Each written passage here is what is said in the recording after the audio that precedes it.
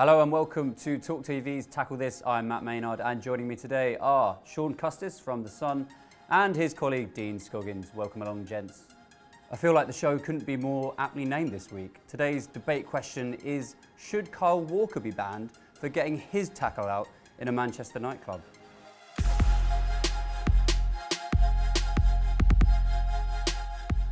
So, Sean, we're going to start with you. Should Walker have been playing for England in their recent qualifiers against Italy and Ukraine? I think there's an interesting argument about it for people who say, he should be punished.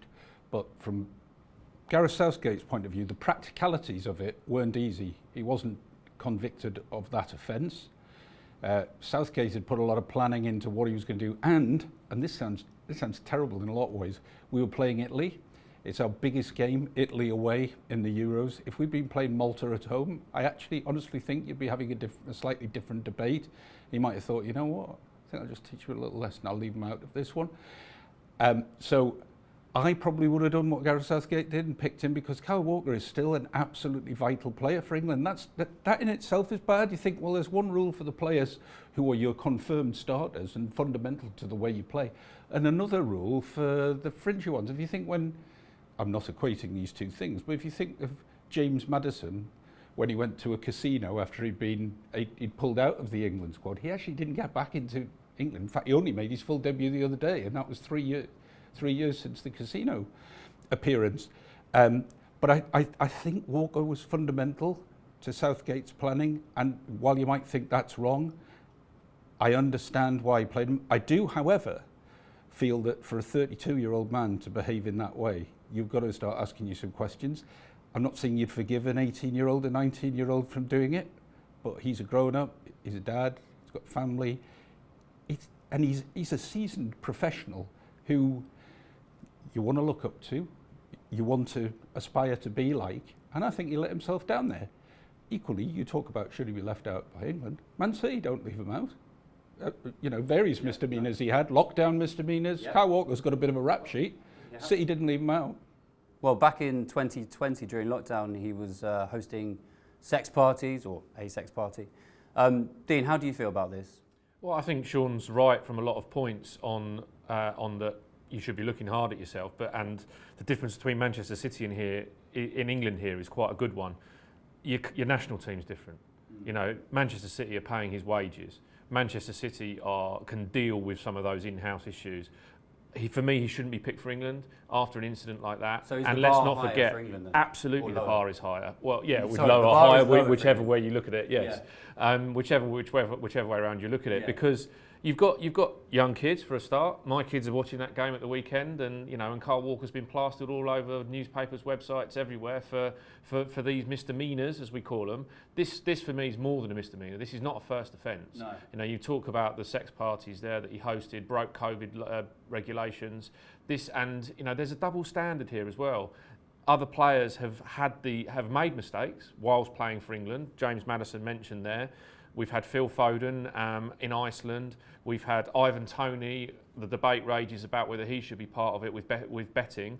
And Kyle Walker should know better, yes, has got a club who can deal with it internally, but this is not the first time. And I think we know with Kyle Walker, this probably won't be the last time. So for how long do you want him banned then?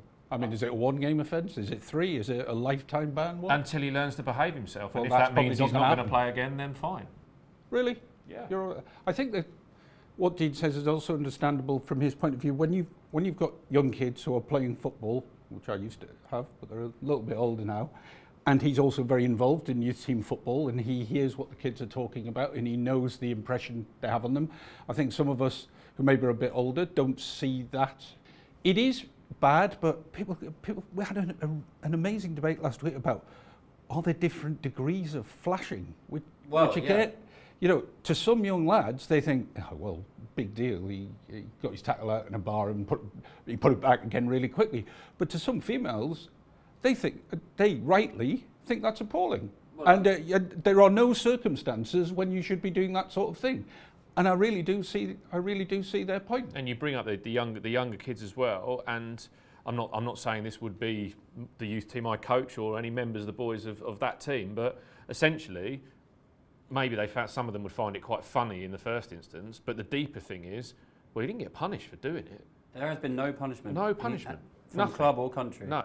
I mean, a spokesperson from Women's Aid said if there are no repercussions, it can give the perpetrator confidence to see what they can get away with next time. So, Sean, my question to you is this incident itself, is this worse than anything an England player has done in the past?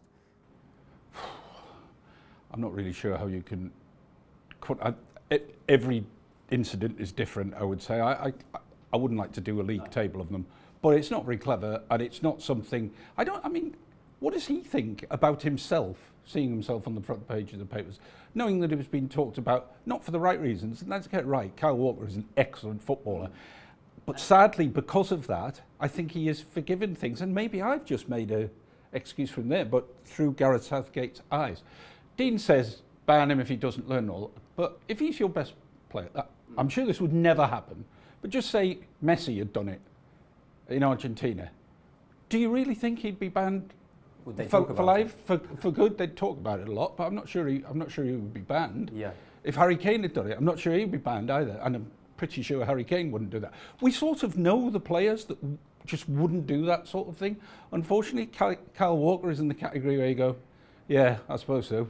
I mean, England do have a lot of options on that right side of defence. But for me, that's a different argument, though. That's like, well, yeah, we have got 17 right backs, in the Premier League that could all play, absolutely. But the double standards of it, for me, just shouldn't exist. You're an England player, and you're expected to uphold standards. And when Gareth Southgate came in as manager, he very much raised those standards again. We've had historical stuff under other managers, and I don't think Sven-Goran Eriksson was one to be lecturing players on extramarital affairs and different ladies, because he was doing similar things himself, as was widely reported. But Southgate raised those standards. He decided that this was the level that he wanted. These were the type of England players he wanted. This was the impression that England were going to, for the first time in a long, long time, be organised, professional, and set examples to the rest of the country. And the way that he dealt with those previous ones that we've mentioned, the Maddisons, the Foden, I think everyone accepted absolutely right. So do you think then, Dean, in not upholding those rules that he set for himself, he's letting himself down and he's not upholding the standards that he set? Absolutely. Originally? I think there's a level of hypocrisy there within it, and also that what happens next. So again, not for a moment suggesting that any of these other players would do it, but you've got now these vital players for England: Saka, Kane, Bellingham, Grealish. What happens if any of that front four that we've seen over the last two games, who are absolutely outstanding, commit a similar misdemeanour? Well, we let Carl off. But don't you think Gareth Southgate is a fine ambassador for the England football team? He sets a good example, and he understands the fans, and he gets football, and he understands maybe the frailties of certain members of his squad, and I think he can be hard but fair. Now, clearly he's had a conversation with Kyle Walker, assessed it, and made this decision. And I think there's very few of us who think Gareth Southgate doesn't make pretty good decisions. So maybe there was something in that conversation, and I'm sort of with Dean, it's difficult to know what would absolve you of any blame in this. But maybe he got something that thought, you know what, I'll give him another chance. I do feel he has had rather a lot of chances, though. There must come a point where you go, that really is your last chance. And maybe he told him it was his last chance. And do you think that footballers get more last chances than people in other lines of work? I mean, if you were definitely in any other profession and your boss found out that you'd been caught flashing your tackle out on the weekend, you'd probably be sacked, right? Well, there are cameras all over this building. I think if it had been seen, I think you would be marched out straight away. And as you say, in most companies, you're probably right. And the mitigating circumstances, it'd be very hard to come up with those mitigating circumstances. Unfortunately, footballers do sometimes be judged, as you said before, with a lower bar. Doesn't make it right, but it is a fact of life. But these footballers have got to understand that they are in the public eye. Everybody's got a smartphone with a camera on it. And that goes for people who aren't footballers as well as people who are footballers. If you get in a punch up in the street, you're expecting somebody else. The first thing they do, they don't want to split it up. The first thing they're going to do is take their phone out and start filming it. So never mind when you get your tackle out in a bar in the middle of the afternoon as well, not just the night time. In the middle of the afternoon when you clearly had quite a lot to drink. So they have to understand that they are role models and that they are. They are being paid an extortion amount of money. They are subject to criticism, and therefore they have to have a level of behaviour that should be better than everybody else, never mind getting let off for it being lower than everybody else. And a slightly separate side of this debate is, do you think that football stars are held to the same standards as their rugby, their cricket counterparts, other sports stars in this country?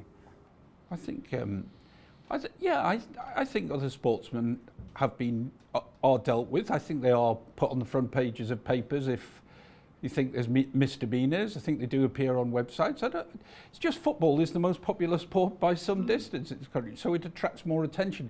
Even for stars who you might say are middling England stars, like Kyle Walker is, not a superstar, but a middling one. But they earn lots of money, they're idolised by lots of fans, they get to be put on the front pages. You've got to be a pretty extraordinary rugby player, I think, to make the front page. So they probably do get away with it in the public's eyes, but maybe not with their own teammates, their own management. But in the public's eyes, I think you probably wouldn't be talking about it the next day. Guys, let's hear your closing arguments then. What should be the punishment, do you think, for Kyle Walker for this incident? I think you've got to separate the football from the life, and you can't just make it a footballing decision. And this guy's had chances before.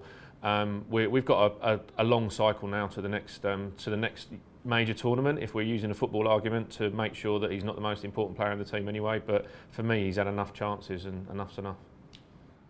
It's absolutely your last chance, Kyle. We have had discussions about this sort of thing before, or various misdemeanors, but I'm telling you, if you mess up once more, I'm going to have to leave you out of that England team. That's that. Well, guys, thanks very much. I've listened to both arguments, considered them both. I think that on this occasion, I'm going to just side with Sean. I think Kyle Walker, he's had enough chances, and I agree, he's on his last one. If there's any more, then he should be banned. But one last chance, Kyle. Sean and Dean, thanks very much. Don't forget, you can like and subscribe to see way more sports debate on Tackle This.